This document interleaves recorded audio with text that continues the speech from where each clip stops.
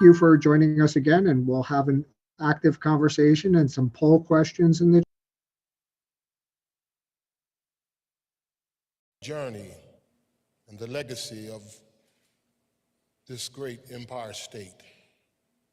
We thank you for all those who have deposited their service, whether in building bricks fresh from the slave quarters, or climbing to places of prominence and power as legislators, and senators, and governors. We recognize your fingerprints upon our humanity, its marvelous diversity. Help us to be able to celebrate our diversity without difference or division. Help us to find common ground. Help this gathering of leaders who govern this state to move upon the great legacy they have inherited and push us to a day of equality and justice for all. Help us to climb over our selfishness and our divisions and find a singular purpose that will honor you. We thank you that you have provided in this hour the competent hands and compassionate heart of Kathy Hochul. We pray, God, that you will give to her the competency she needs to move this forward. As she sits in the helm of this ship of state, may those who share the bearing of the oars, may they find also the opportunity to move us forward. The days ahead will not be easy. There's turbulence and storm on the frontier. But we know that we can get through because we've been through. We know because you have carried this state through many difficult times. And we know in the end, we will get through these. But until that time comes, help us to find our importance as a part of partnership and community. And then, God, help us to know that our time is short. Not one of us here has a continuing invitation or a continuing election to the space we now occupy. Soon, our sons and daughters shall come and claim our spaces. And may when they come, may they not see that we poured our blood for nothing, and understand that the greatest title of all is servant.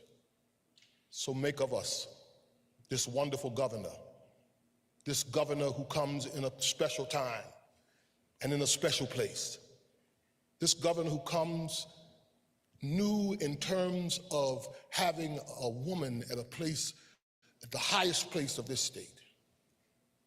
May that be a reflection on our progress. May it not be contaminated.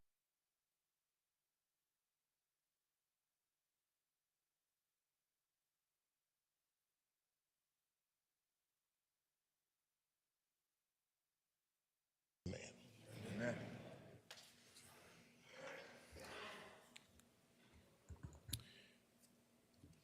Now, let's please welcome Major General Denise Donald, first woman Assistant Adjutant General and first woman Commander of the New York Air National Guard, for the Pledge of Allegiance.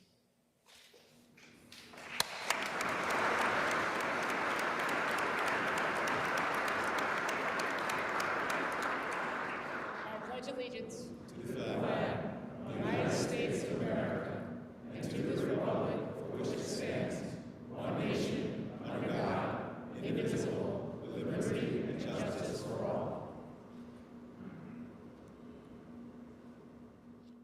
Will the Honor Guard, thank you, Major General. Will the Honor Guard please retire the colors?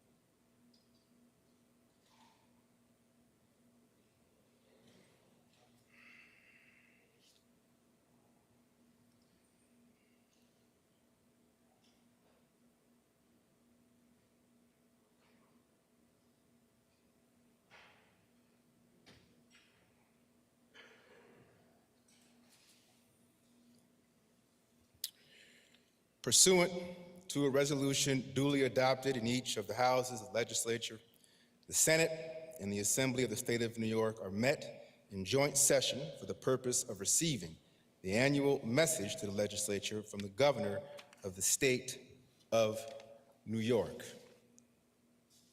Ladies and gentlemen, I am proud and honored to present the 57th Governor of the State of New York, Kathy Hochul.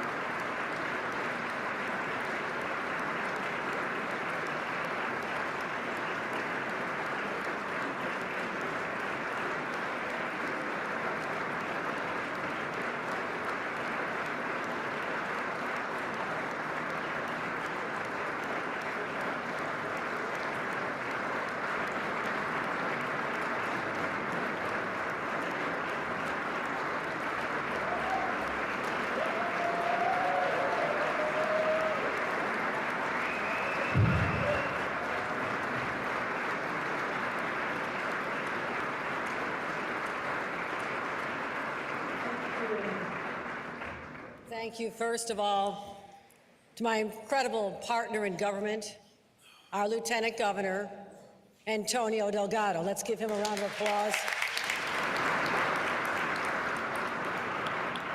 Just like me, he knows every rest stop, every McDonald's on the thruways, and he is traveling the state and doing an extraordinary job. I'm so grateful to have him. I also want to thank Dr. Richardson for the beautiful invocation, reminding us of the presence of God in our lives as we do the work of the people.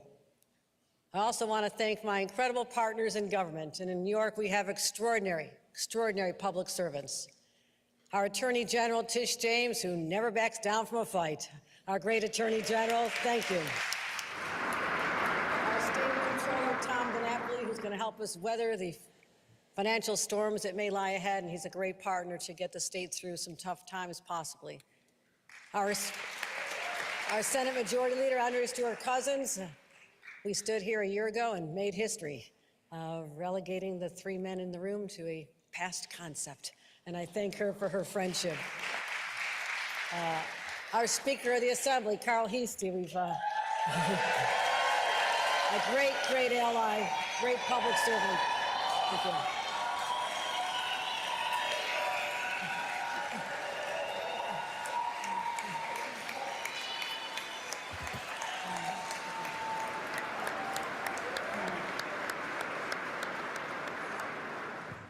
The Speaker is in the House.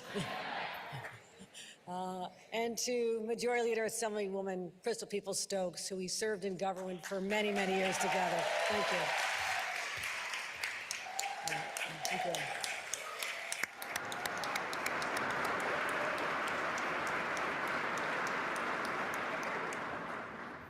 Our Minority Leader, Senator Robert Ortt. I know your district well. It's part of my old turf. Looking forward to delivering to the people of New York. Senator Ortt.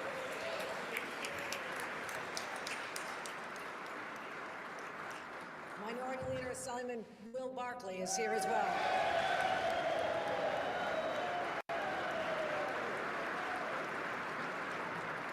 Judges from the Court of Appeals have joined us. I thank them for attending this opportunity to tell the world and our nation and our state who we are. Mayor Adams, we've worked together very closely, Mayor Adams, and we have more battles ahead, but fortunately not with each other, but against the challenges we face. And mayors and county executives from all across the state, I thank you for joining us. I also know we have one of the formers in the House.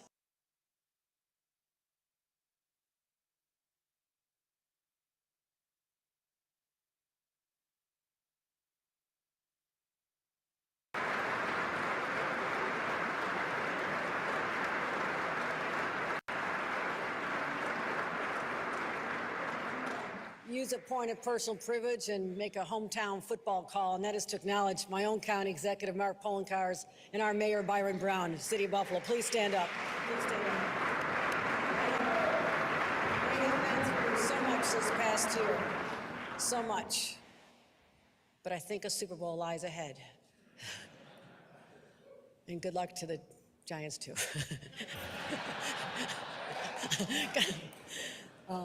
And to my members of my cabinet, these are extraordinary. I want them to stand up, every member of my cabinet, because we have pushed you so hard. You have worked so tirelessly, and you are the team that I govern this state with, and I'm so grateful for all the work you do. Let's give a round of applause to the cabinet.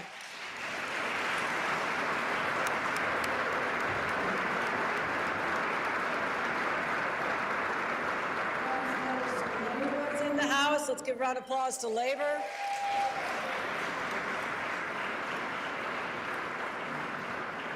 And many, many distinguished guests who've traveled here today. You know, my fellow elected officials, it's an honor to be back in this chamber and seeing you. 1 year ago, I stood here, gave the address. The speaker wasn't here. We had Crystal Peoples-Stokes up here. We had the leader. And we spoke to an empty audience. It was extraordinary how far we've come in this 1 year from that time when I literally had to address empty seats. But I did get a round of applause, not a lot that day, from my loyal staff in the back when I announced drinks to go. So they were very happy with that announcement. People across the state are happy with that announcement, but today I'm looking forward to an enthusiastic opportunity to tell you what we are all about. And today I speak not just directly to all of you, but to the people we have the privilege of serving. My fellow New Yorkers, after 3 very, very difficult and painful, tragic years, I'm proud to stand here and say that the state of our state is strong, but we have work to do. Last year, in the face of immense hardship and uncertainty, we endured. We proved to the world that when New York gets knocked down, we always, always get back up. And because of that, I'm optimistic about this upcoming year and about the future. Oh, we have some big challenges ahead, but I believe that the fight to do what is right is always worth pursuing. And I'm steeled in the knowledge that if we come together in this pivotal moment, and those of us in positions of power do what's needed for the people of New York, our shared potential is limitless. As I said in my inaugural address, when we are united, there's no stopping us. When it comes to the mountains yet to be climbed, we're ready to scale them this year because of the peaks we already summited last year. In 2022, working with our leadership and all of you, we made historic investments to strengthen and upgrade our infrastructure, build a world-class public transit system, create strong public education, confront climate change, fortify our healthcare system, help our small businesses recover from COVID, and spur economic development all across the state. We landed the largest investments in state history, $20 billion from IBM and $100 billion from Micron, creating 50,000 much-needed jobs in upstate New York.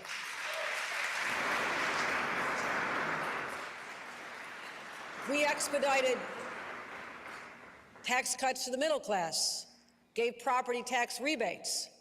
We suspended the gas tax when prices at the pump hit record levels. You've passed, and I've signed, over 840 bills. That's a lot.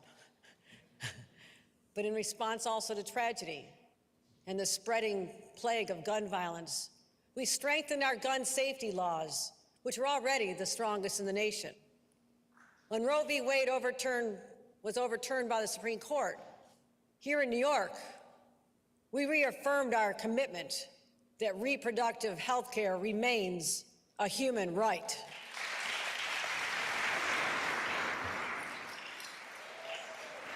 And though we had unprecedented revenues and we were flush with one-time federal aid, and that's thanks to our partners in Washington, starting with Majority Leader Chuck Schumer, our Senator Kirsten Gillibrand, and members of our delegation.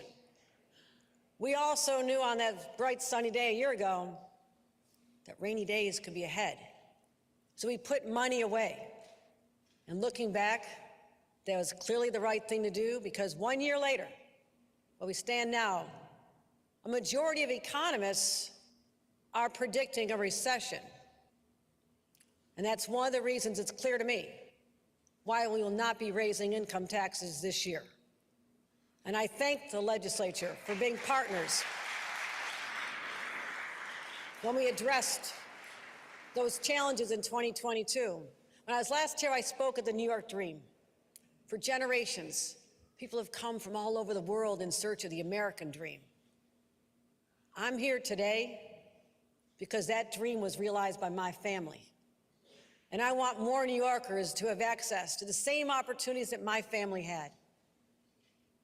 That's what public service is all about. The great Francis Perkins, FDR's labor secretary, once said, "A government should aim to give all the people under its jurisdiction the best possible life." That's it. That's the job.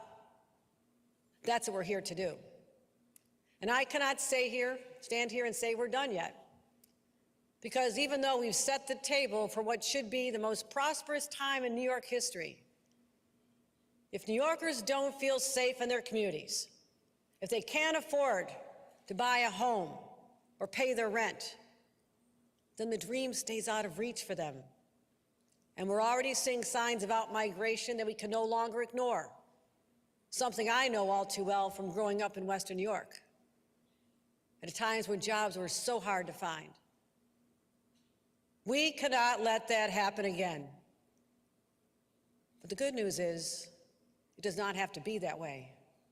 What I'll discuss today is a broad overview of key policies that will make New York more affordable, more livable, and safer.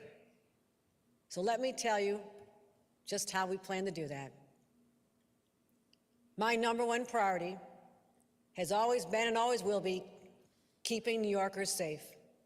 And a day has not gone by where I've not been laser focused on this objective.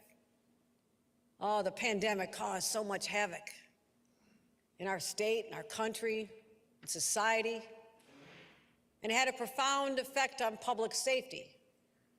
You know, that pervasive unease that wormed its way into our day-to-day lives, the social isolation, the economic distress, led to a nationwide rise in gun crimes and violence that we're still combating.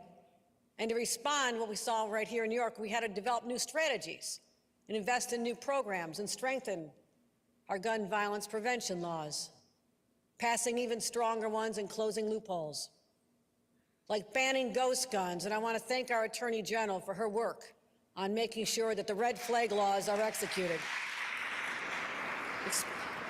We expanded bail eligibility for gun crimes. We had tougher prosecutions of gun trafficking. As I mentioned, the red flag laws. We had over 5,000 extreme risk orders of protection. astronomically higher than before. You know what that meant? 5,000 people who should not have had a gun because they could have done harm somewhere else were prevented. And that kept innocent people from being hurt.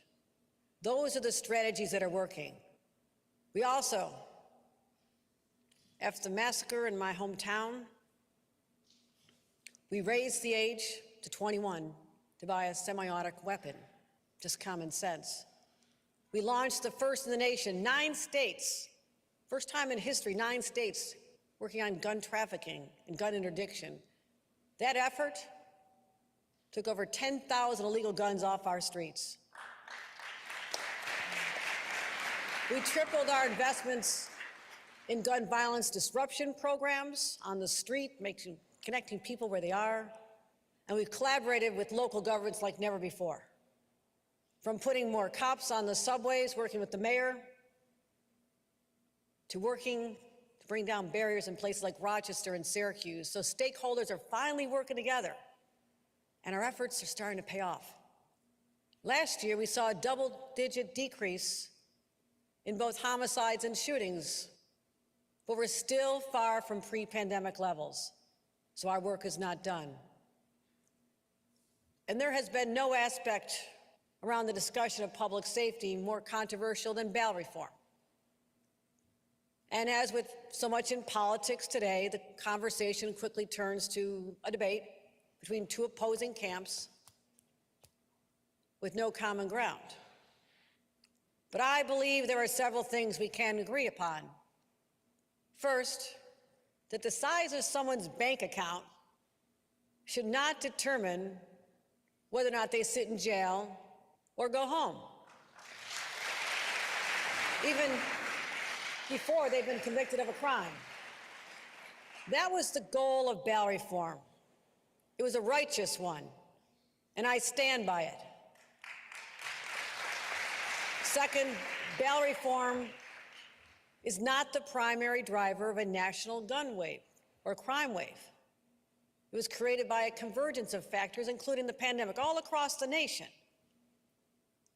But also, I would say we can agree that the bail reform law as written leaves room for improvement. And as leaders, we cannot ignore that. When we hear so often from New Yorkers that their top concern is crime.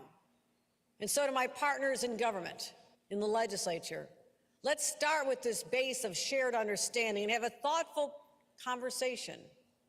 Not this, but this.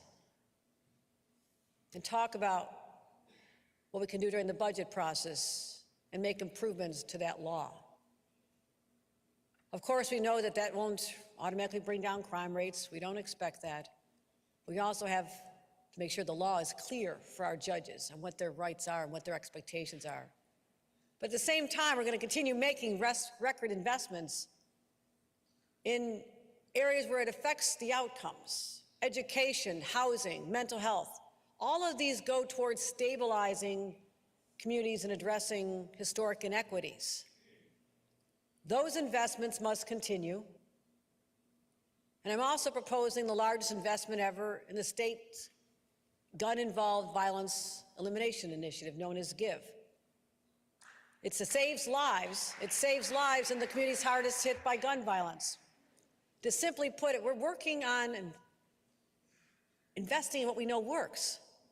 Shootings in Buffalo are down 32%. Mayor Brown, you know this. You're working hard.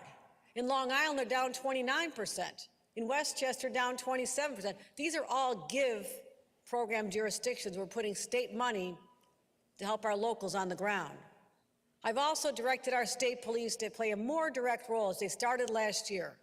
But there's more they can do. We're going to increase the ranks of our state police in combating violent crime across communities. We're going to expand the state police community stabilization units to 25 targeted communities across the state. When it comes to keeping people safe and protecting their well-being, fixing New York State's mental health care system is essential and long overdue.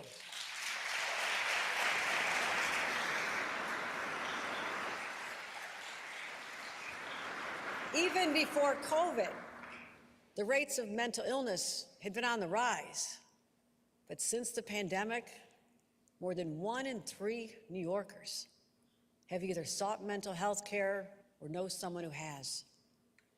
That's staggering. And the fact that too many can't get it. The barriers just seem endless. No appointments close to home. Insurance won't cover the care. Long waits for psychiatric beds in hospitals. What happens?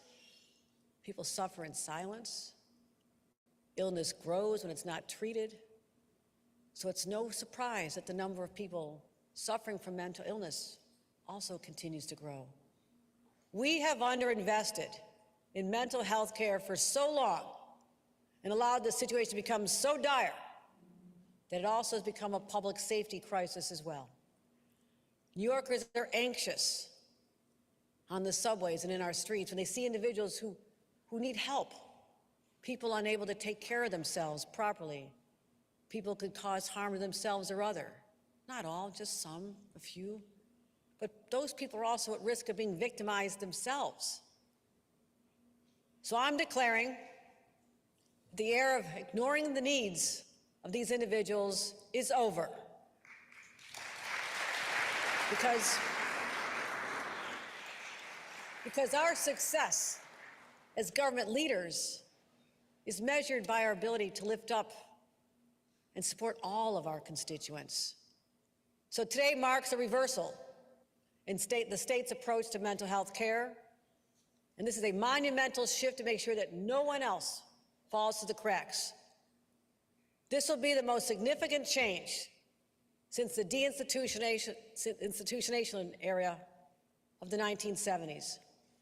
And I'm proud to announce to accomplish this goal, we are prepared to invest $1 billion, making critical policy changes to fully meet the mental health needs of our people. It's about time. Let's get it done.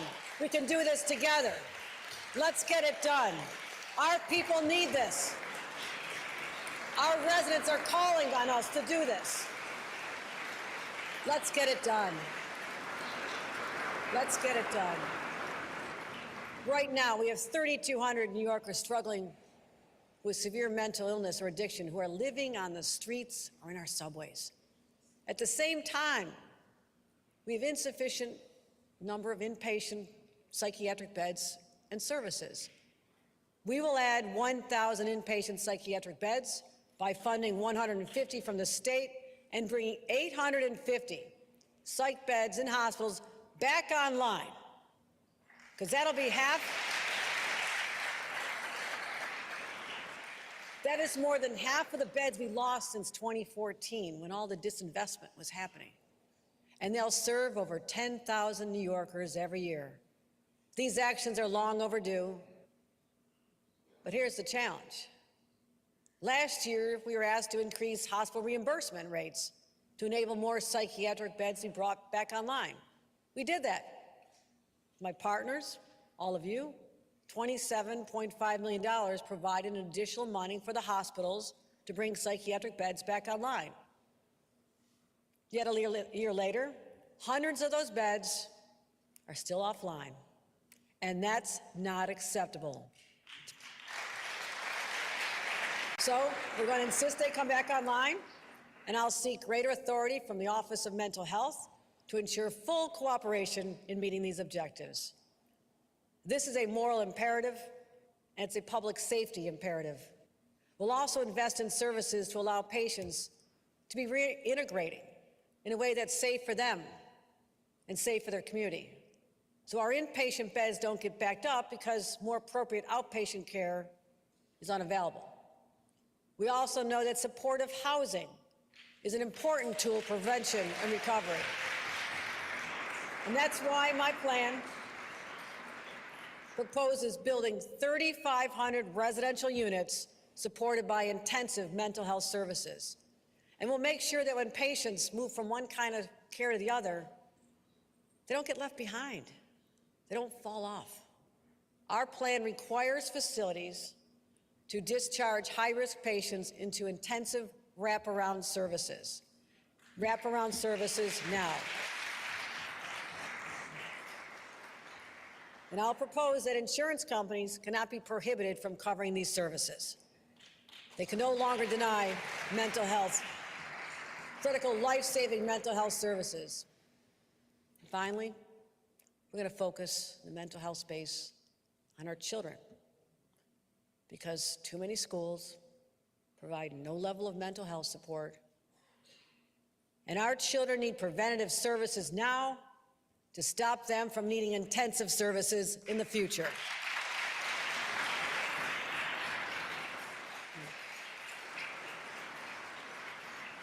We aim to meet this unmet need and reduce it by half over the next 5 years. We've got to get this done. And while we're talking, whether we're talking about a child with behavioral challenges or an adult suffering from severe depression, no one should go without a screening or a doctor's appointment or counseling. And cost should never, ever be a barrier. And that includes those suffering from addiction, especially those struggling with opioids. There's too many families, including my own, who've endured the loss of a loved one. And that's why we'll do more, working with our federal and local partners to stop the flow of illicit drugs into our communities, address the new deadly additives like xylazine. We'll send resources to communities that are trying hard to shut down the flow of fentanyl into our streets. And we'll keep expanding access to technology so they can detect deadly additives like fentanyl and xylazine before they're even used. That's how you save lives. And we can reverse overdoses.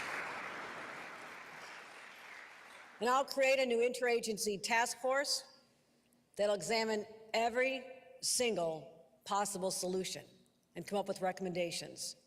Because we must meet this crisis with the urgency that it demands. At the outset, I said we have to work on improving the quality of life for New Yorkers. But you can't really talk about improving someone's quality of life when they're struggling with the cost of living. Inflation's soaring, prices going up on everything that families need to buy for their kids, diapers, formula, sneakers. And on top of that, how do you pay the monthly rent or the mortgage? It's just so overwhelming for our families. So we'll talk now about everyone's largest expense, housing. And I think about my own family story. My family started married life in a trailer park. On my dad's salary, they eventually moved to an upstairs flat, tiny, but held a few other kids. They had a few more kids. And they eventually moved to a tiny Cape Cod. But as we grew older, my dad changed jobs. I watched my parents' success unfold to the progression of homes they could afford. And they also knew how important housing was. They raised us to fight for change. My parents were activists back in the 60s, a lot of marches, a lot of protests. And they volunteered for an organization called Housing Opportunities Made Equal, which had just started back then. And I assure you that where I lived, it was a very controversial thing to do. But my parents said everybody has the right to live where they want. And they understood for a society to reach its full potential, equal access to housing is a must. Because when there's not sufficient housing, people at all income levels struggle. And if things get bad, they leave. They search for opportunities elsewhere. Over the last decade, New York State has created 1.2 million jobs. That's great. But only built 400,000 houses. Many forces led to this state of affairs, but front and center are local land use policies that are the most restrictive in the nation. Through zoning, and local communities are able to hold enormous power to block growth. Between full bans on multifamily housing and onerous zoning and approval processes, they make it difficult, almost impossible, to build new homes. Think about that. People want to live here, they have jobs here, Because of local decisions to limit growth, they cannot. Local governments can and should make a difference. I spent 14 years in local government. Many of you came through that route as well.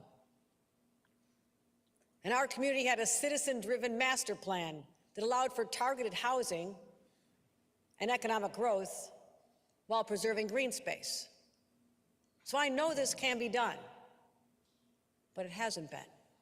Between 2010 and 2018, Nassau, Suffolk, Westchester, Putnam counties each granted fewer housing permits per capita than virtually all the suburban counties in Massachusetts, Connecticut, Southern California, New Jersey, Pennsylvania, Northern Virginia. When it comes to New York City, other metro areas are creating housing at 2 to 4 times the rate that we are. Boston rate is almost double. Washington, D.C., triple. Seattle, 4 times. So with less supply, demand drives up prices, and who gets squeezed? Young families starting out, middle-income families looking to move up, low-income families. People can't even get the starter home anymore. That's why, since becoming governor, housing has been front and center of my agenda. The budget that we worked on together, we passed it. A 5-year, $25 billion plan to create and build 100,000 affordable homes. It's the single largest housing investment in our state's history. We unlocked billions for NYCHA through the creation of the New York City Public Housing Preservation Trust. We created a $25 million eviction prevention legal services program to keep people in their homes and making sure vulnerable renters had the representation they needed in court. We invested $539 million in the Homeowner Assistance Fund. We made $100 million in rent supplements available. So we've done all this together. I want to thank Leader Andre Stewart-Cousins and Speaker Kyle Heastie for also prioritizing housing. They know how important this is. They rightly recognize that too many people are struggling just to find a place to call home. And they're looking to us for bold leadership. Decisive action is called for now. Today, I'm proud to introduce the New York Housing Compact, a groundbreaking strategy to catalyze housing development we need for our communities to thrive, for our economy to grow, and our state to prosper. The compact pulls together a broad menu of policy changes that will collectively achieve the ambitious goal of 800,000 new homes built over the next decade. The compact sets clear expectations for the growth we need, while at the same time giving localities the tools, the flexibility, and the resources to stimulate that growth. Every single locality across the state will have a target for building new homes. Upstate, the target is for the current housing stock to grow 1% every 3 years. Believe me, it's very manageable. Downstate, 3% every 3 years. Many localities are already hitting these goals, but many others are just falling a little bit short. And for our small towns and villages, just literally a handful of new homes will help us hit our statewide target. But the reality is, there are some communities that need to affect real change to build the homes we need. So it's not a one-size-fits-all approach. Local governments can meet these targets any way they want.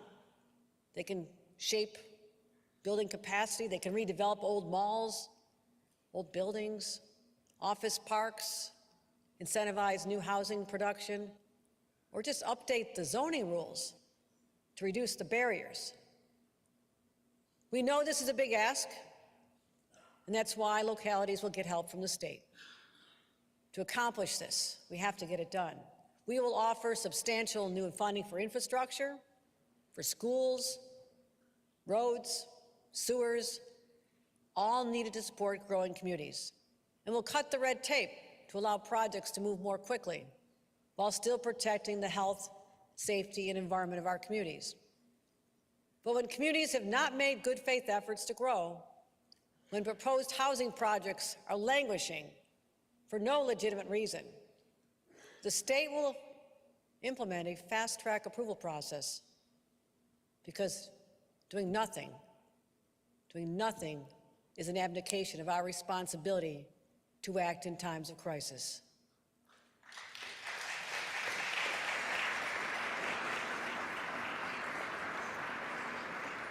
The Housing Compact is also laser-focused on transit-oriented development. Now, we all know the MTA is the lifeblood of the New York City metropolitan region, and we'll continue to invest and ensure the MTA's long-term fiscal health. We have to do that.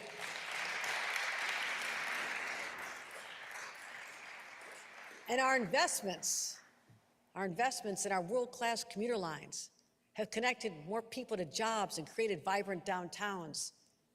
And that's why it makes so much sense to build new housing in those same areas. That's what happens in cities across the globe.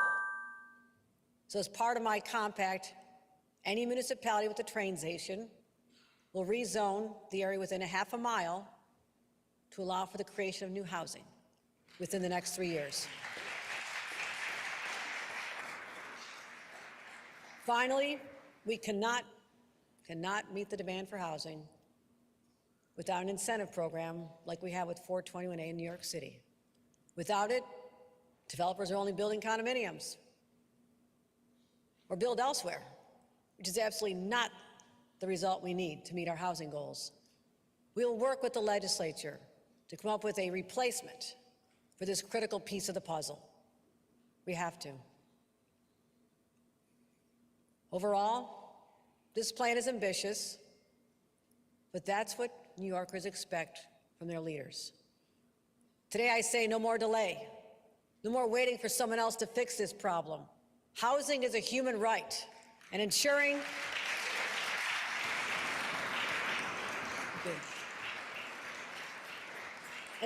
enough housing is built is how we protect that right. The saying is, never let a good crisis go to waste, and we will not waste this opportunity. We just need everyone and every community to do their part, so people who want to live here can, and they can afford it. Solving our housing crisis would be a huge step forward in making our state more affordable. But it has to be part of a yet broader approach. Homeowners and renters worry about paying their energy bills because rates are at record highs, driven by geopolitical forces outside our control, but hitting our wallets right here at home. And this winter, we're facing energy costs 20 to 30% higher than just last year. That forces so many low-income families and other families to say, do I keep the thermostat up to put food on the table? What a horrible choice. It doesn't have to be that way. It doesn't help that New York State has the oldest houses in America. Some of the oldest, for sure. They're less insulated, they're harder to heat, and have higher greenhouse emissions. In fact, buildings are the largest source of greenhouse emissions in our state, accounting for 1/3 of our greenhouse gas output. It also stresses the pollution, causes asthma, and endangers our kids. So today I'm proposing another series of proposals to insulate our most vulnerable households from exorbitant energy costs and to clear the path for a more sustainable future.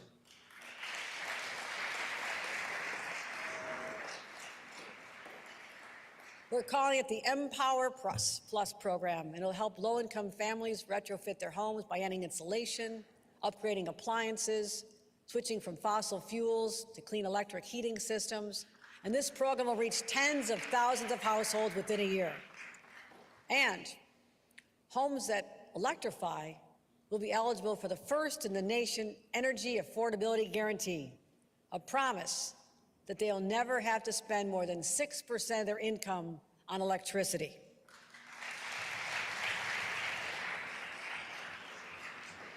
We also want to reduce the overall burden on our residents struggling with high electric bills, so we're providing at least $165 million in relief for over 800,000 New Yorkers. We know that long-term sustainability for our wallets and for our planet comes from weaning ourselves from fossil fuels. And to set us on that path, I'm proposing a plan to end the sale of new fossil-powered heating equipment by 2030 by calling for construction of all new construction to be zero emission starting in 2025 for small buildings and 2028 for large buildings.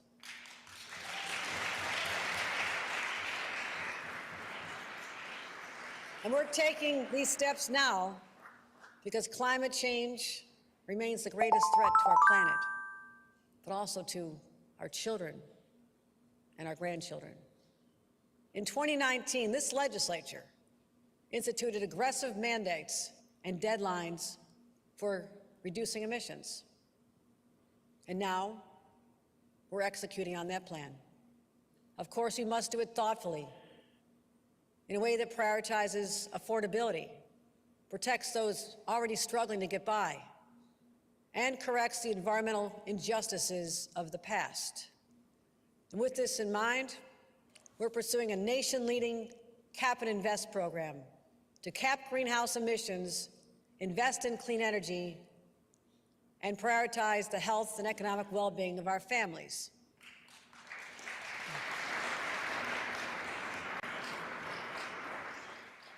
Big emitters will have to purchase permits to sell polluting fuels.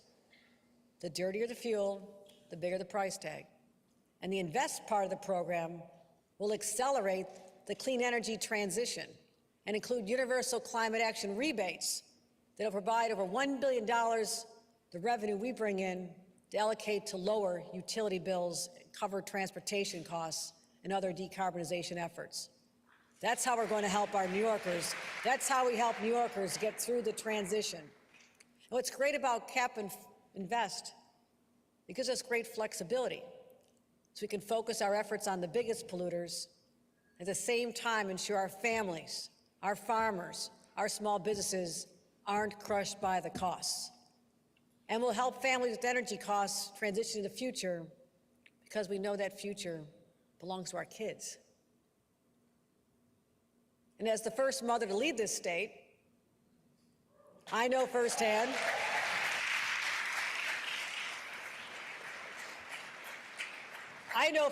what the lack of affordable childcare can do to a family. But as a governor, I also know the impact on our state's economy. More than 35 years ago, when I was a young staffer working for Senator Daniel Patrick Moynihan, I loved my job. But there were no affordable child care options available to my family. So I put my career on hold, raised a family, and so often we know it's the moms, in particular, who are forced to make these decisions. And with that experience, I was so proud when we worked together last year to announce $7 billion over 4 years to focus on affordable child care in our budget. We worked together to get it done. And thank you. Thank you. We brought down out-of-pocket costs for more families. We expanded care in areas that were severely lacking. You know what the problem is? Too many families just aren't accessing the resources that are available. Believe it or not, only 10% of families who are eligible for child care assistance are actually enrolled. Now, it may be that it's the legacy of a system that was, by design, difficult to navigate. That has to change. Our plan will streamline and centralize the child care application process. We'll also expand more access to vulnerable families. We'll increase income eligibility for more families to be able to take advantage of this as their incomes increase. But also, we have to continue supporting our hardworking, unbelievable child care providers who allow us all to get done what we need to do. They're indispensable, indispensable.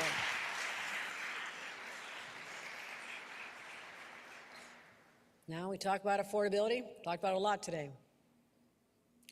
But if we really want to continue to tackle the affordability crisis head-on, we must recognize that the low-wage workers that we represent across this state, rural, suburban, urban, they're all over, they've been the hardest hit by inflation.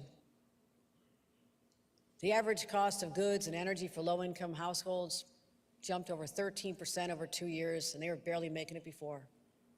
This pushes our families already on the margins to the breaking point. So as a matter of fairness, social justice, I'm proposing a plan to peg the minimum wage to inflation. If cost goes up, so will wages. So will wages. Thank you. Thank you. Our families deserve this. Thank you.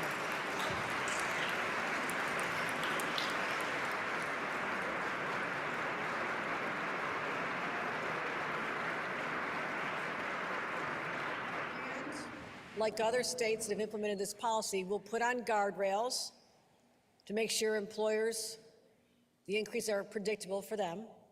I understand this. We also need to have flexibility in the event of a recession. But this important change will give over 900,000 minimum wage workers a lifeline. And these workers are most likely to be women. Many times, moms. The struggles are so great. And they're more likely to be people of color, earning the lowest wages in our state. By putting more money back in their pockets, it helps our economy overall, because it goes back into local businesses and services when they go to the stores. It's how you keep things going. These initiatives and policies, investments and new approaches are just the tip of the iceberg. But I've kept you long enough. What you've heard from me today are just some of my top priorities as we improve the lives of New Yorkers. But this is no way an exhaustive list. In fact, I know most of you cannot wait to read the 275-page book containing 147 thoughtful policy proposals. Thank you, Michael Lasher, and my dream team and my entire cabinet for helping make that happen.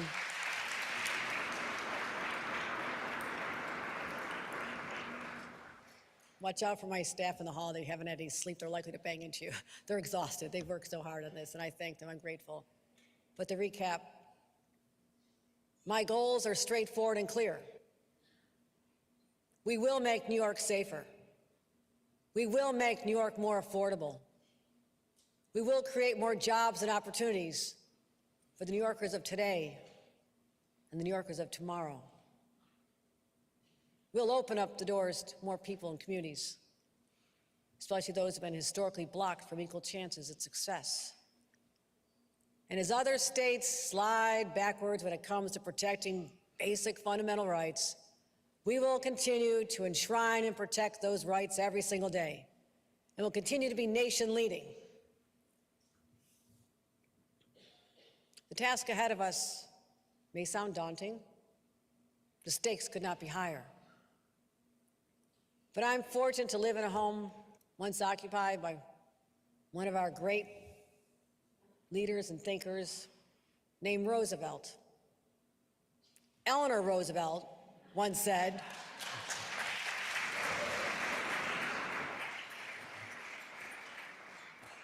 "You who are going to build a new world must go forward with courage." We will build a new world. And we will be courageous. We will do the hard things, the necessary things to lift up and support New Yorkers and clear a path for them to realize the New York dream. That is my promise to the people of New York.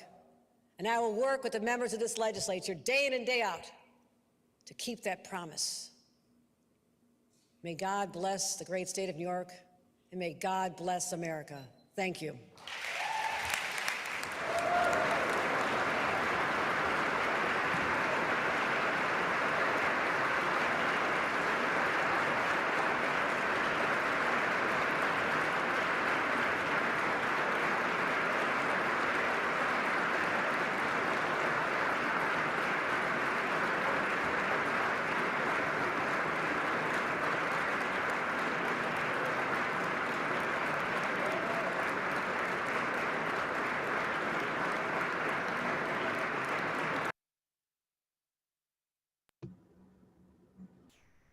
Hey, also, as we heard in the chat, no mention of, I'm going to ask folks to please keep it PG in the chat.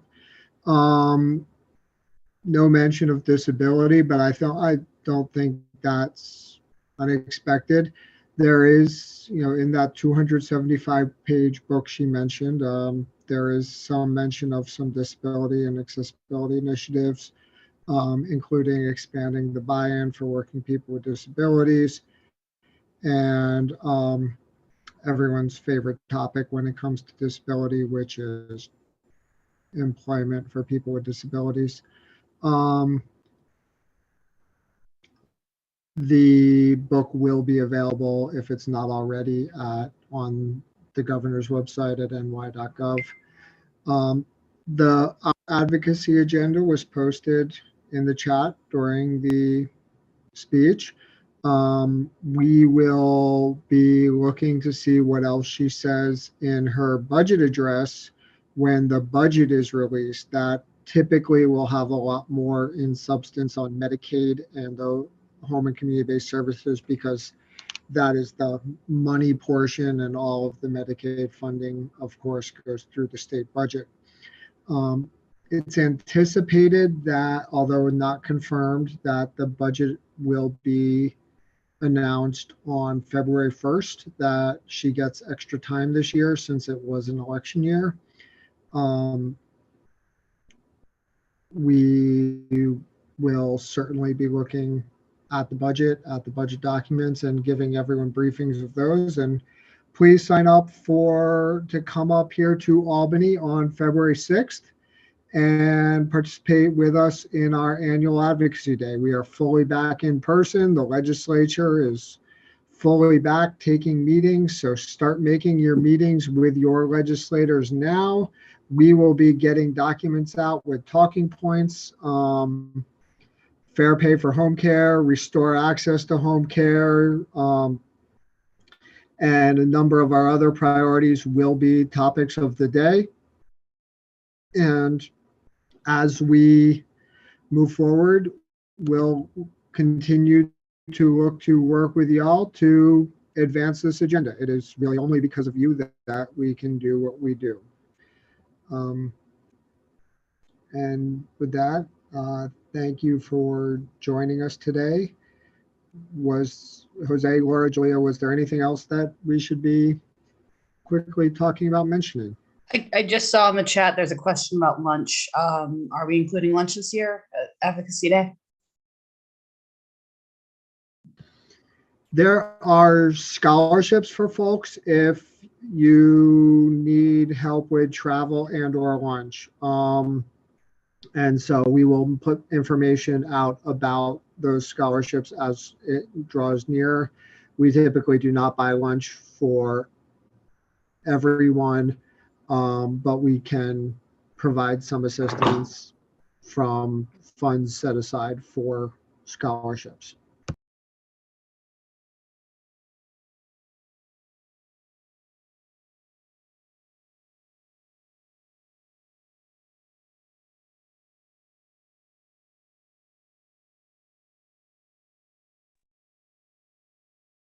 Yeah, I have a quick question. Do we know when she's going to be putting out her budget brochure booklet PDF that will lay out what her priorities are for this year's budget?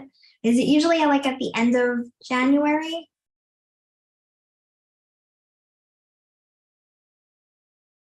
The budget will be February 1st in all likelihood.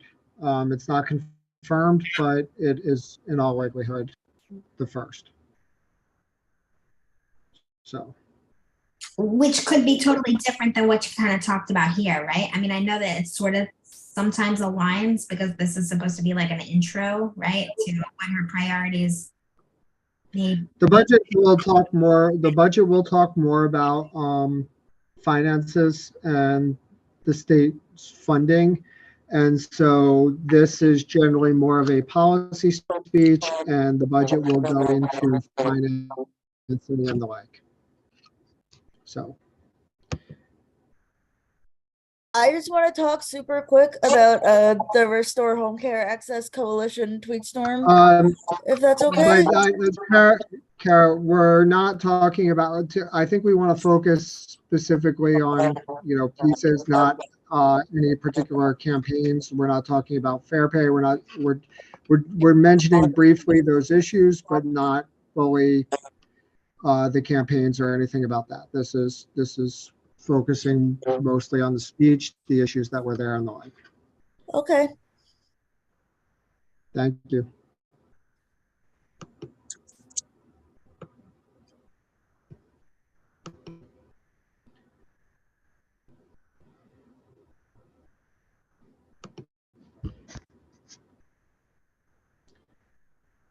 Okay. So as we move forward, we will be in touch. There are folks, certainly get in touch with us, get in touch with, I know Kara, Trina, some other folks with Downstate Adapt are moving forward with, kind of coordinating a lot of that Restore Home Care campaign. We are all working on fair pay. There are a number of different issues. If there are issues on our agenda you see that drive your interests, let us know. We would love to help you get involved with them. And with that, thanks very much, everyone. And let's all keep in touch. And as Jose said, if you like what we're doing, if you like what you see, please consider just helping, become an individual member, and we'll go from there. Thanks all.